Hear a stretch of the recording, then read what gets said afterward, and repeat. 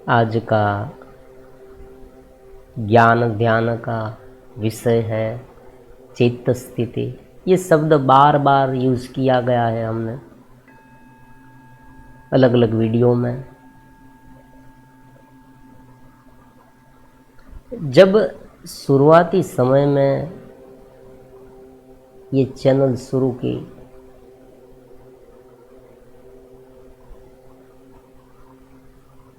कुछ देने के लिए,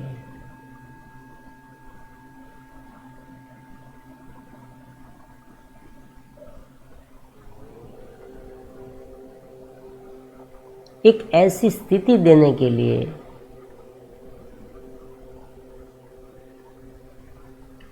परिवर्तन ला दे, सहजता स्थापित करे, नृत्य से आनंद, प्रसन्नता, उत्साह, धैर्य। परमात्मा ने जो देवी संपदा का वर्णन किया है उनमें से कुछ कुछ एक ही गुण अगर प्राप्त हो इस साधना से, इस चैनल से जुड़ने से, तो भी जो मेरा एम है वो परिपूर्ण हो जाएगा। हमारे इतने साधक है, उसमें से अगर एक साधक भी करीब आया, बस देखो यहाँ कितना करीब आया, उसने पूर्ण रूप से प्राप्त कर लिया, ये भटकाव है, इसमें मत उलझना।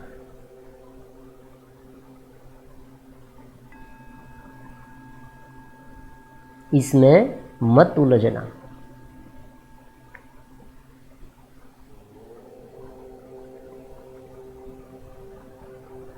अगर आप जुड़े हैं तो मामपन करना छोड़ दे।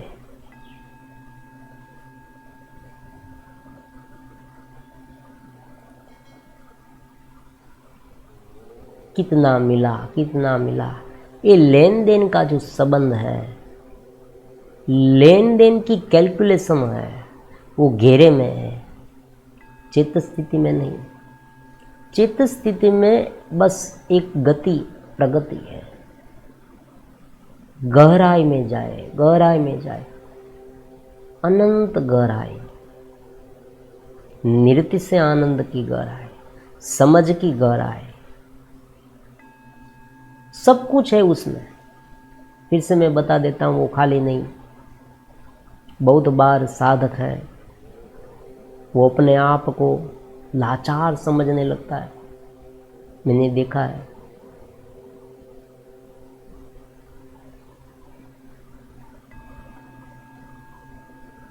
आप अध्यात्म की साधना कर रहे हैं,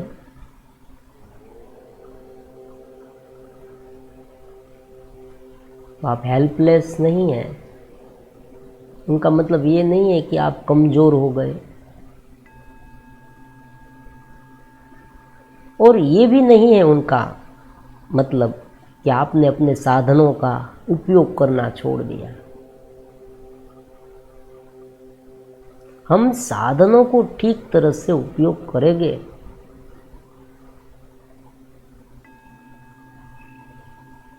थोड़े ही दिनों की बात है पहले की, एक साधक श्री हमारे पास आया। उसने कहा, गुरुदेव आपकी वीडियो देख रहा हूँ, ध्यान भी कर रहा हूँ, लेकिन अब खाना कौन खिलाएगा? अरे भाई, समझने में बहुत ही गड़बड़ी हो जाती है अध्यात्म को। दो प्रकार के मार्ग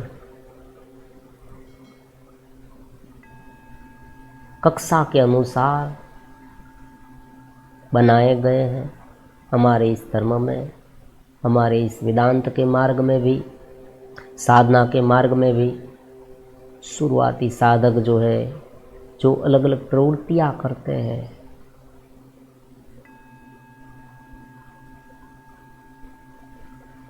उसे डरने की कोई आवश्यकता नहीं है।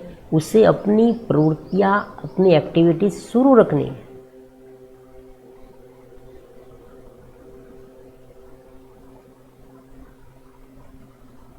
कर्म का त्याग अपने आप होगा। जबरन शुरुआत में छोड़ना नहीं, वरना आलस्य आ जाएगा, निष्क्रियता आ जाएगी। भीतर जैसे जैसे डेवलप होता जाएगा ना, वो बाह्य कर्म को सहज बनाते जाएंगे। अलग अलग प्रकार के जो गुण हैं, गुड क्वालिटीज, वो उत्पन्न होने चाहिए। तभी आपको समझना चाहिए कि ये मार्ग जो है अध्यात्म का है। आप चित्त स्थिति की ओर जा रहे हैं, इतना ही अहम भाव है, इतना ही क्रोध है, इतना ही आवेश में आ जाना है, इतना ही वासना युक्त मन है, बार बार इरिटेट हो जाना है, निरंतर शंका उत्पन्न होती रहे ऐसा है, ईर्ष्या है, छोटी छोटी बात पर लड़ाई झगड़ा करना। स्थिति को समझने से ने के बदले मुझे ही लाभ हो, मुझे ही लाभ हो, ये सब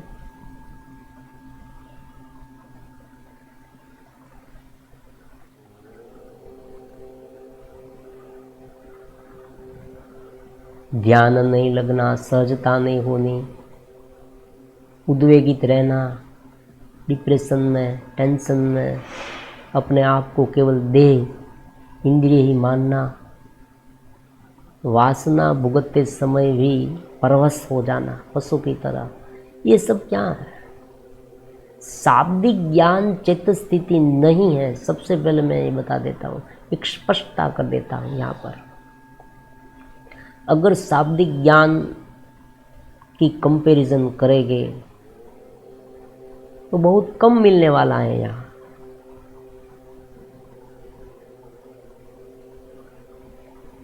एक स्टेज ऊपर बस इतना सा,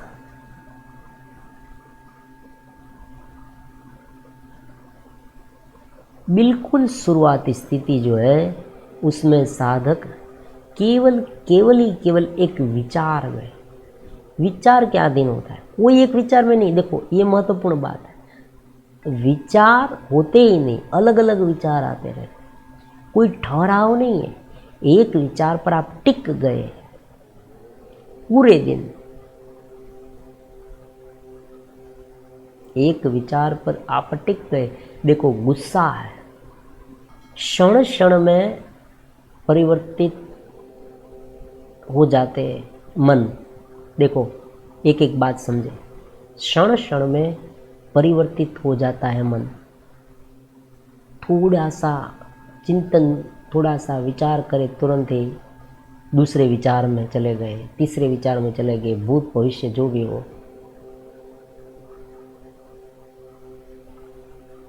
ये एक स्थिति है। साधक की अलग अलग कैटेगरी अगर आप कहें तो एक शुरुआती स्थिति है कि जो असमंजसता, इधर उधर की सोच वाली असमंजसता,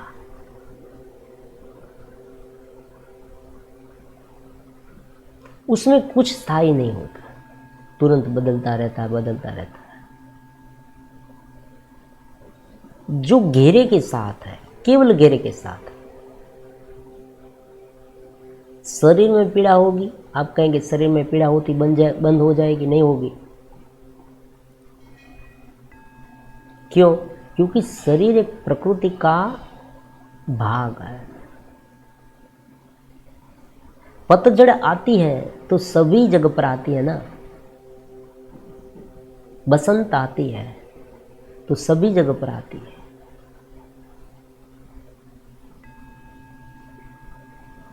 वर्षा ऋतु आई तो हर एक छोटे छोटे जो पौधे हैं वो भी खिल उठते हैं, और धूप आई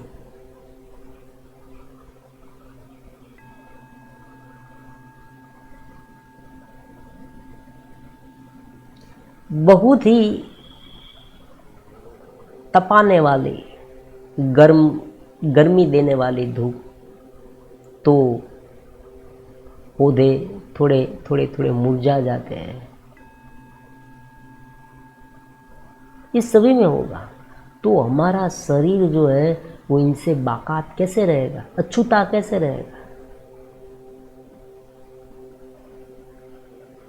लेकिन चित्त स्थिति वाला जो हमारा साधक है वो इस घेरे से ऊपर है, आत्मस्थिति वाला। वो एक समग्र अस्तित्व को, परमात्मा के साथ कनेक्ट है। और परमात्मा, जब भी परमात्मा शब्द का यूज करते हैं हम, तब एक बहुत बड़ी मिसअंडरस्टैंडिंग होने की संभावना है कि परमात्मा मतलब कोई एक जगह पर बैठे है, कोई एक व्यक्ति है, वो सब देख रहे हैं। ऐसी बात नहीं। अस्तित्व, जैसे पानी में मछली, जल में,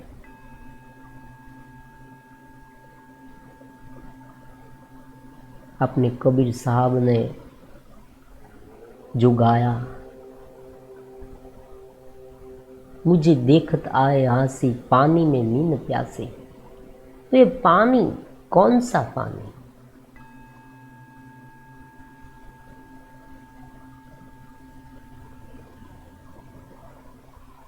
सभी जगह पर, चराचर जगत में परिपूर्ण भाव से, परिपूर्ण रूप से उनका आविर्भाव है, उनका एक अंश हम में है।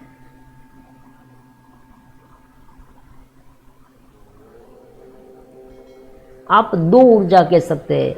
अभी अभी थोड़ी दिनों के पहले की बात है, एक हमारे अच्छे साधक श्री है, उसने कमेंट्स भी की थी कि क्या दो ऊर्जा है? एक ऊर्जा है, लेकिन वो दो तरीके से काम करती है। जैसे हमारे घर में लाइट है, बाहर स्ट्रीट लाइट है, थोड़े दूर फैक्ट्री में भी लाइट है। एक ही लाइट आई, अलग अलग घेरे में गिरी, और उनका जो स्वरूप है वो अलग अलग दिखाई दिया, प्रकट हुआ।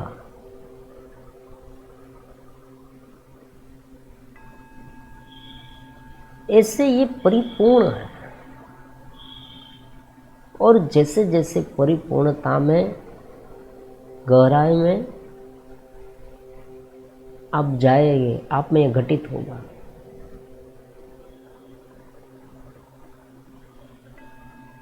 यही चित्त स्थिति। ये नाम जो देने की पद्धति है वो क्यों है? क्योंकि नाम और रूप से तो हम सब परिचित है। किसको क्या नाम दे, ये कौन से नाम से जाना जाए, तो एक नाम दे दिया कि भाई बहुत सोच करता है, उसे मन का है। निर्णय करता है, उसे बुद्धि का है।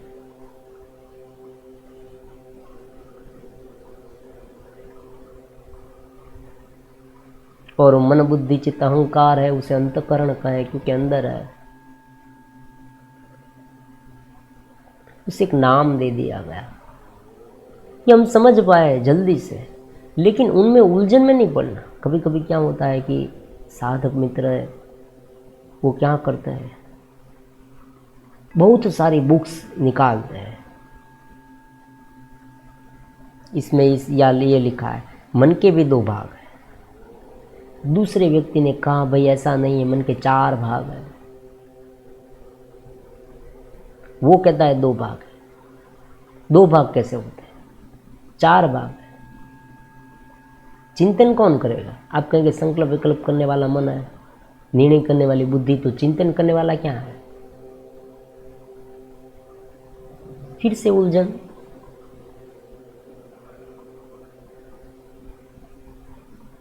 कोई व्यक्ति कहेगा सबकॉन्शियस माइंड और कॉन्शियस माइंड, तो उनमें भी फंसे।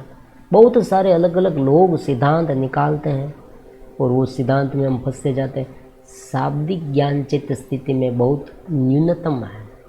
और कभी कभी तो आपको ऐसा भी लगेगा, आप ये वीडियो सुनेंगे आप कंपैरिजन करने बैठेंगे तो ऐसा भी लगेगा कि ये बचकानी बात है। ये है स्थिति बनाने की कोशिश ही केवल ये यहाँ।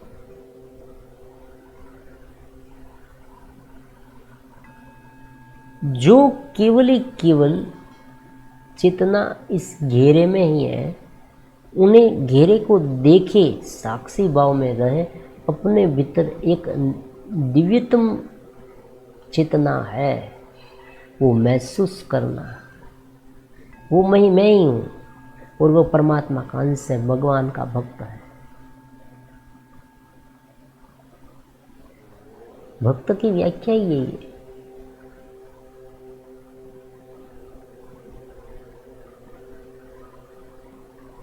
इसलिए कहते हैं ना, भगवान और भक्त दोनों एक समान हो जाते हैं। क्यों? क्योंकि आत्मा और परमात्मा, ये समझाने के लिए अलग अलग प्रकार की थियरी है। और यहाँ उलझन क्या हो जाती है, मिसअंडरस्टैंडिंग क्या हो जाती है, लोग ये पकड़ने लगते हैं और ये कहते हैं ये सच है, वो आत्मा परमात्मा वाला ज्ञान सच नहीं है, ये भक्त और भगवान वाला ज्ञान सच है। फिर इस दोनों में संघर्ष होता है, मानसिक संघर्ष है। हालांकि मन ही मन वो उद्वेगित रहता है साधक, ये सच है वो सच है, ये सच है वो सच है, शब्द की मारा मारी, इसमें मत पड़ना। ठहरा होला है चित्त स्थिति, इसलिए नाम दिया आत्मस्थिति, चित्त स्थिति, भगवत भाव की स्थिति। आप है, आपको अनुभव हो रहा है कि मैं हूं, वो आप है। फिर आप अलग अलग साधन का यूज करते हैं, मन का यूज करते हैं, आंख का यूज करते हैं देखने के लिए, कान का यूज करते हैं सुनने के लिए। एक बहुत ही सामान्य बात, सामान्य एग्जाम्पल लेते हैं। आप थोड़ा आगे चलते हैं, रास्ते में आपने एक बहुत बड़ा कुआं देखा, बहुत बड़ा कुआं, गहरा कुआं। आपने ऐसे देखा कुआं बहुत गहरा है, आप क्या उसमें कूदेंगे? नहीं कूदेंगे, क्योंकि आप जानते हैं अगर मैं कूदूंगा तो मैं घायल हो जाऊंगा, मर जाऊंगा, डूब जाऊंगा। तो ऐसी बात है, साधन को ऐसे विपरीत जगह पर, विपरीत विचार में डालना मतलब कुएं में गिरना।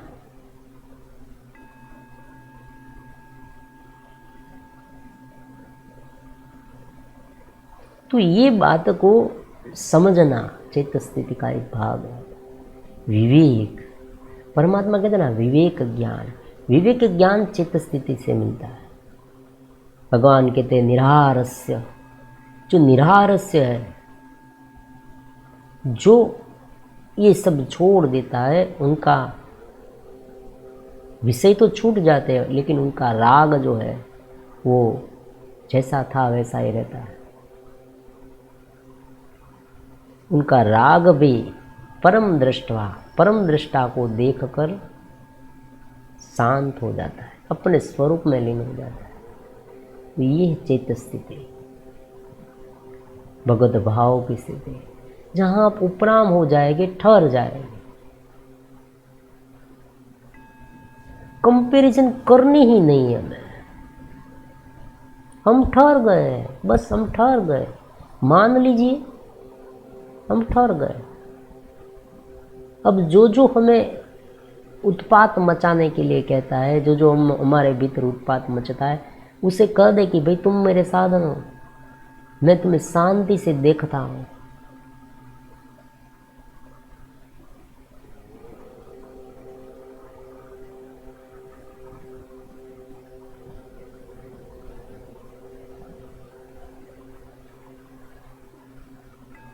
मन मेरा साधन है, इंद्रिय मेरे साधन है, शरीर मेरा साधन है, मैं चित्तनवंत हूँ।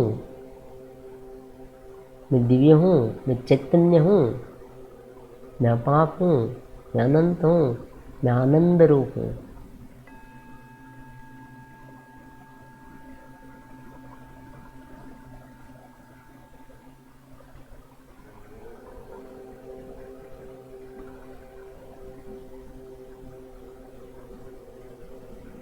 बाहर से दिखाने की भी कोई कोशिश नहीं, ये पहने वो पहने, ये करे वो करे, आपको जो सही लगे आप तुरंत ही अपने ज्ञान के इस एक मापन रखें, मेजर टैप जिसे कहते हैं, टेलर है ना वो, जिसे जैसे ही कोई कपड़ा आता है उसे इस तरह से उनका माप लेता है, स्थितियाँ बने उनका मापन करें कि ये घेरे के लिए है या मेरे लिए है।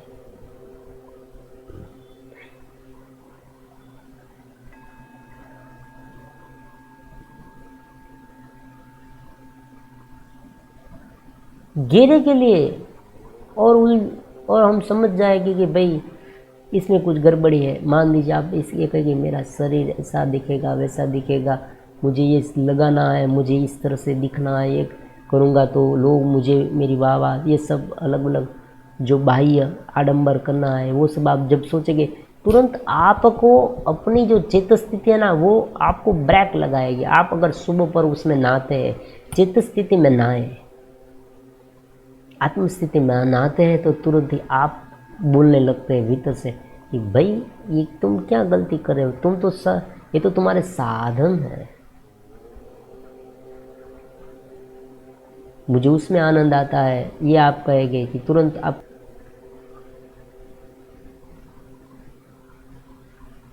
और दूसरी बात है, सुनते हैं समझते हैं ये, लेकिन आदत से मजबूर है, ये दूसरी लिमिटेशन है। ये दोनों लिमिटेशन के बीच ये चित्त स्थिति प्राप्त नहीं होती। एक स्टेज ऊपर उठे बस